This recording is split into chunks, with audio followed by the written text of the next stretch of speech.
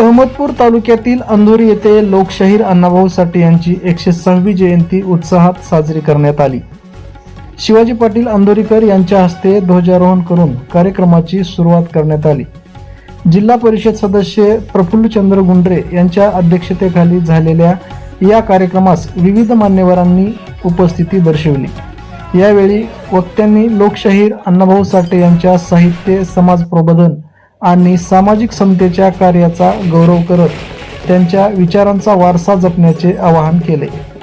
कार्यक्रमास ग्रामस्थ, युवक आणि सामाजिक कार्यकर्त्यांनी मोठ्या संख्येने उपस्थित राहून लोकशाहीरांना अभिवादन केले।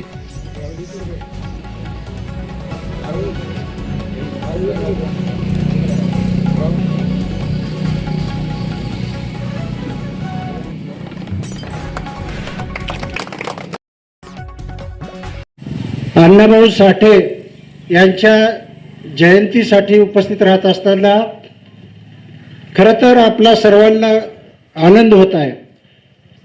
अण्णाभाऊ साठे हे नुसते साहित्यकार नव्हते किंवा लोकशाहीर नव्हते, ते एक क्रांतिकारक होते। त्यांनी त्यांच्या विचारातून, त्यांच्या वागण्यातून जी काही क्रांतीची ज्योत पेटवली, त्या आदर्श व्यक्तीला, विभूतीला मी सर्वप्रथम अभिवादन करतो। अण्णाभाऊ साठेंचा जन्म 1 ऑगस्ट 1920 साली सांगली जिल्ह्यातील वटेगाव ह्या गावी झाला। खरं तर अण्णाभाऊ साठे यांची घरची परिस्थिती अतिशय साधारण,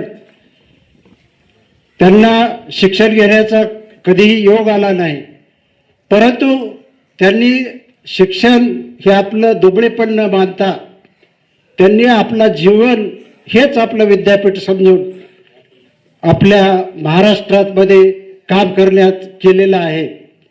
अण्णाभाऊ साठेंची परिस्थिती अतिशय हलाखीची होती।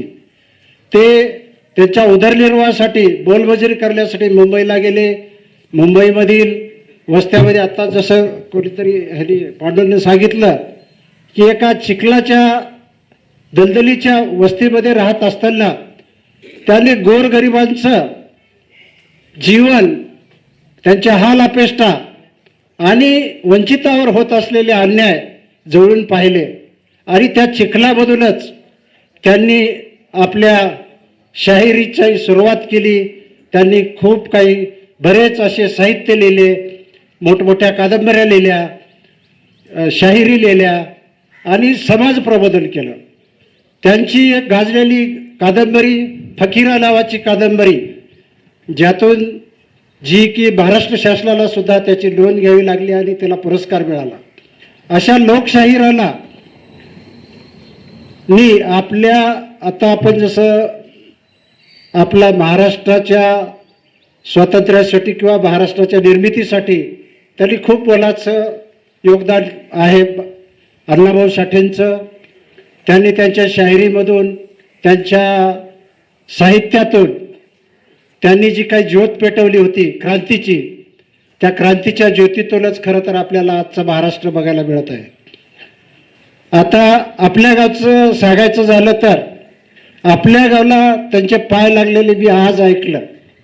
म्हणजे इतके दिवस मला माहीत नव्हतं की आपल्या गावला अण्णाभाऊ साठेंचे त्यांच्या पावन स्पर्शानं अंधोरी ही खरं तर पावन झालेली आहे।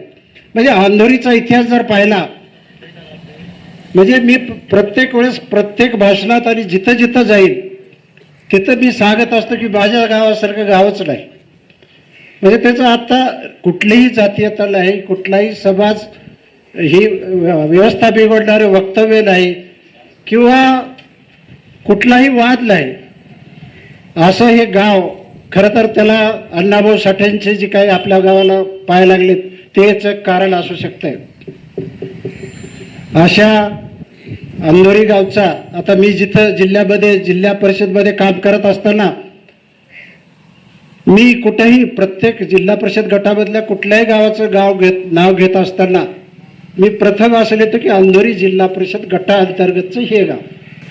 म्हणजे मला माझ्या गावाचा अभिमान आहे आणि खरोखरच आपल्या गावची जी काही संस्कृती आहे, जे काही वातावरण आहे आणि ज्या काही जुन्या माणसांनी जे काय आपल्याला संस्कार दिलेले आहेत त्या संस्कारातून आपण जे आता आज वावरत आहोत समाजामध्ये, त्या जुन्या माणसांचेही खरं तर आभार व्यक्त करायला पाहिजेत. अशा ह्या गावामध्ये काम करत असताना, ह्या गावाचा प्रतिनिधी, ह्या गटाचा प्रतिनिधी काम करत असताना मला निश्चितच अभिमान आहे.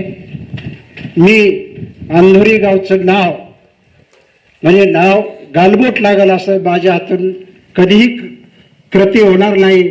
आणि अभिमानाने मी सांगतो की अंधेरीचं नाव निश्चितच मोठं केलं जाईल. माझ्या म्हणजे जे जे काही मला करता येईल अंधोरीचं नाव मोठं करण्यासाठी.